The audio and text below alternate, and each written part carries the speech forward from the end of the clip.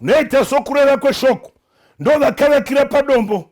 Kana Mwari achinge ati izvo, wana mukadzi umwe unotoreresa Mwari uyu ukawa akanyora kuti zvazvina kunaka kuti munhu aite agara ari oga, ndichamuitira mubatsiri wakamukwanira. Waitoreva kuti wana mukadzi umwe, haana kureva kuti ita vaviri kana vatatu, haana kureva kuti vatana mainini, no. Haana kureva kuti tora house girl, kwete. Haana kuti tora pfambi, kwete.